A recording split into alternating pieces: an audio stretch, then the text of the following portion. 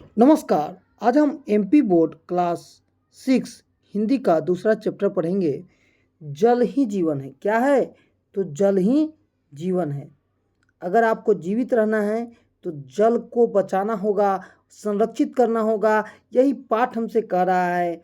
जानेंगे संरक्षण के बारे में, जानेंगे इसके वैज्ञानिक तरीका कैसे है और समझेंगे पर्यायवाची शब्द और विलोम शब्द, मानक शब्द भी समझेंगे। तो चलिए पाठ प्रारंभ कर। जल के बिना जीवन संभव नहीं है।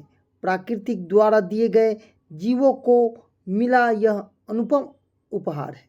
मतलब भगवान के द्वारा जो प्रकृति है उसके द्वारा यह बनाया गया सबसे महत्वपूर्ण चीज है। प्राचीन काल से ही देवताओं का वरदान माना जाता है। आपने देखा भी होगा कि आपके यहाँ कोई भी पानी सर जाता है, लेकिन गंगा जल कभी सड़ता नहीं है। इसीलिए गंगा के जल को अमृत के समान और गंगा की पतित पावनी भी कहा गया है। मतलब सबसे पूजनीय गंगा जल है। यह अमूल्य धरोहर संरक्षण कर हम वर्तमान के भावी पीढ़ी, जो आज की पीढ़ी है, उसके बाद की जो पीढ़ी है होगी, उसके लिए भी हमें बचाना चाहिए और उसे खुशहाल करना चाहिए।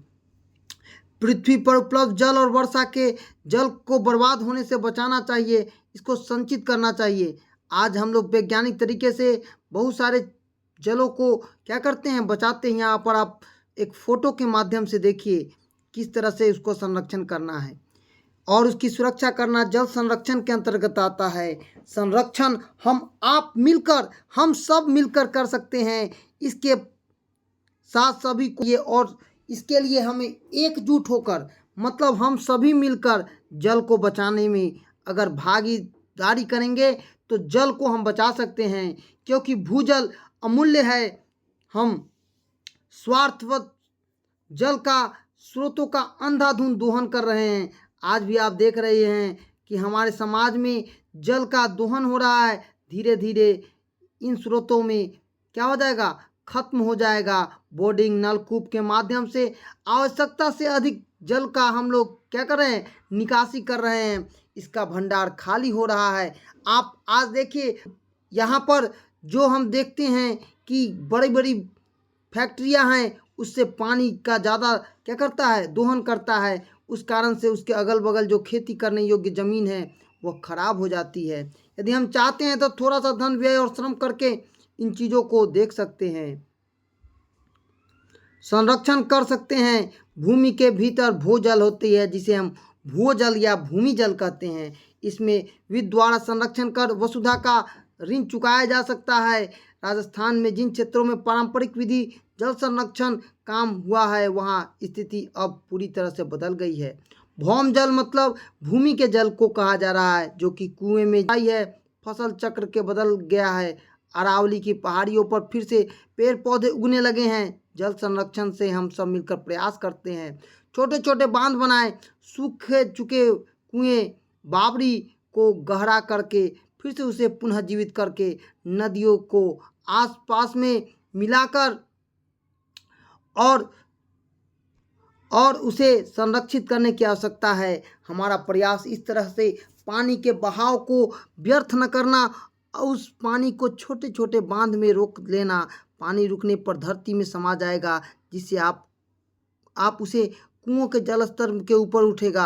आप देखते हुएगा पानी के दिन में नदी तालाब सब भर जाते हैं, जबकि गर्मी के दिन में सुखाड़ धरती पानी को निगल जाती है। हरियाली होगी और खेतों में लाभ भी मिलेगा। जब आप हर जगह पानी की किल्लत भी देखते हैं।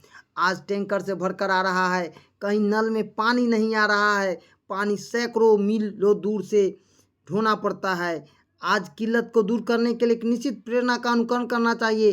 पानी बचाना ही हमें सीखना होगा। राजेंद्र सिंह को मिले सम्मान ने भी हमारी परंपराओं और पारंपरिक पुष्टि किया है। निसंदेह यह परंपरा विश्वास कर राजस्थान के अलावा मध्य प्रदेश, उत्तर प्रदेश, गुजरात कई जगहों में जल संरक्षण का काम हुआ है। राजस्थान अगर परंपराओं के आधार पर बनकर काम करे तो गुजरात में कुछ वैज्ञानिक तकनीकों के मदद से चल रही है। वैज्ञानिक तकनीक की मदद से उस स्थान की पहचान कर ली जाती है जहां पानी इकट्ठा किया जा सकता है। इस तकनीक का नाम है रिमोटिंग सेंसिंग। इस तकनीक के माध्यम से धरती में किसी भी हिस्से का चित्र लिया जा सकता है। इस चित्रों में धरती का आंतरिक संरचना स्पष्ट की जाती है।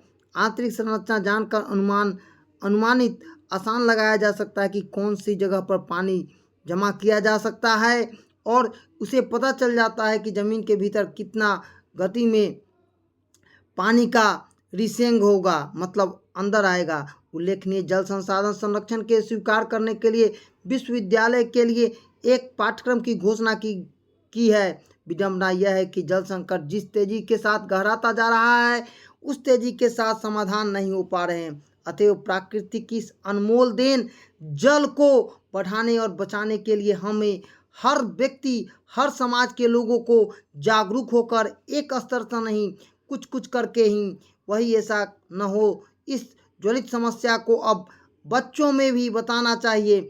और हमारे जल स्रोत सूख जाते हैं, हमें विवश होकर कहना पड़ा सूखी धरती प्यासी लगी है। क्या लगी है? सूखी धरती प्यासी लगी है। यहाँ पर देखिए अर्थ बताया गया है।